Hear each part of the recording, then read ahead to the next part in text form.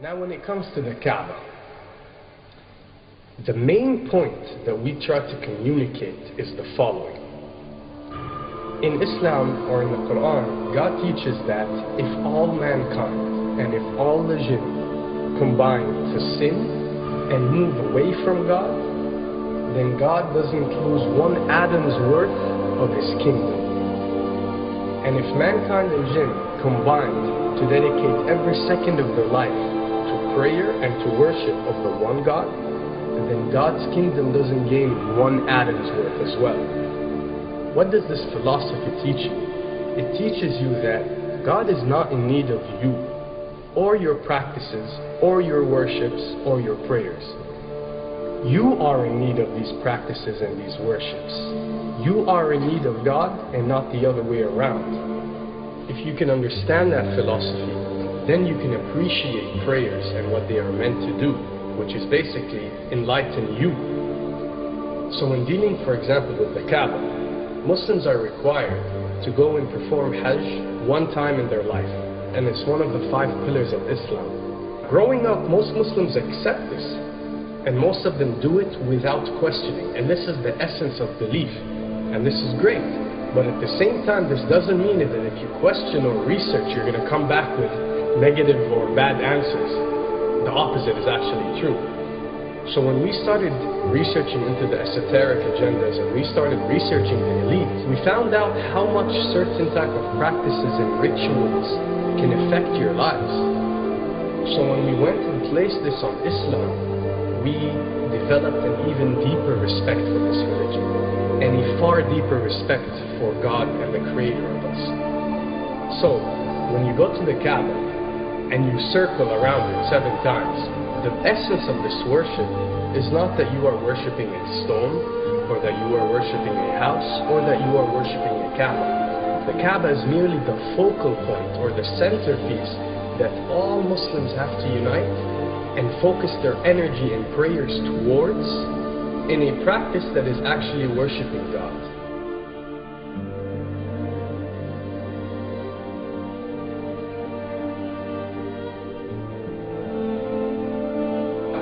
Now, going in circles counterclockwise does not break you away from time and space. But the fact that the energy of the Kaaba is the strongest energy on earth and it flows counterclockwise, by you flowing in correlation with this energy, you are uplifting yourself. You are reaching spiritual levels that you rarely do experience anywhere else on earth. And the fact that you got to do it 7 times, and we are taught that there are 7 skies, or 7 samawat, or 7 spiritual planes, then one can discover that each circle breaks you through a spiritual plane spiritually, so you can reach the ultimate state of wisdom and spirituality. Does this mean that only Muslims can reach this level? Does this mean that if you're not Muslim, you give up or you reject this information? Not at all.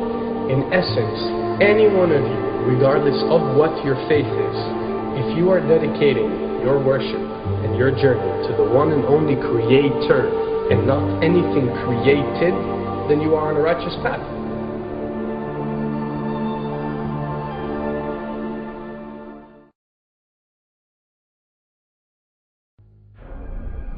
To begin with, the significance of 911.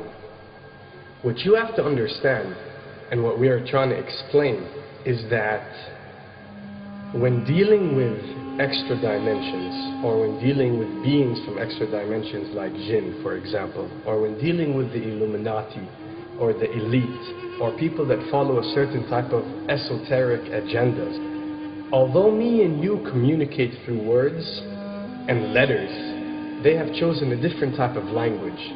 And this is a cross-boundary type of language. This is a language that goes across the boundaries, understood by all.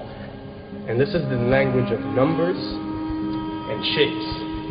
And this is why whenever you do research about these groups, you'll find out that they practice something called sacred numerology and sacred geometry. What does this mean? It means that each number is given a meaning.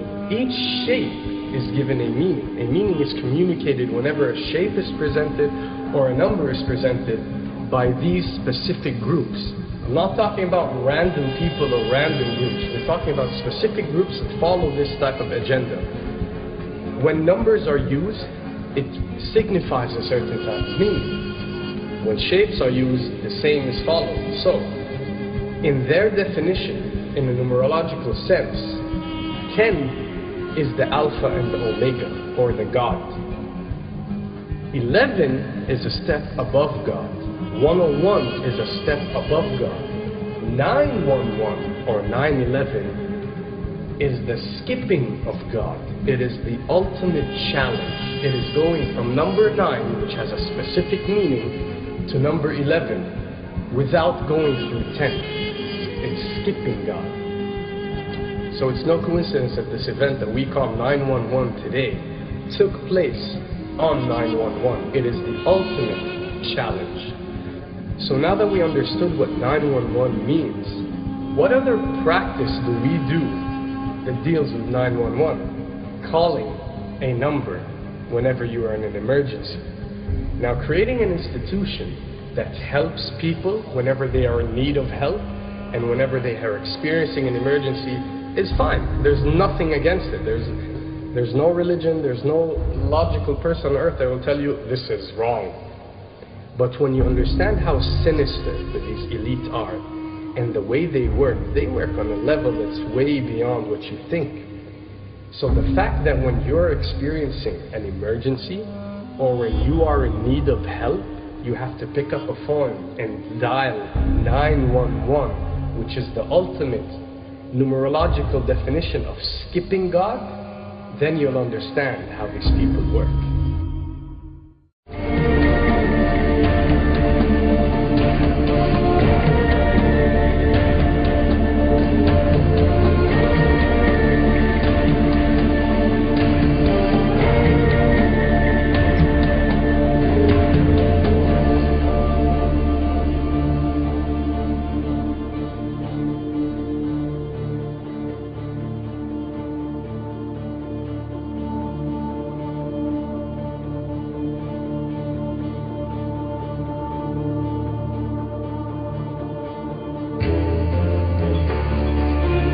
And when dealing with rituals, we recognize that everything adds up. For something to be a ritual, everything has to be in place, everything has to be perfect.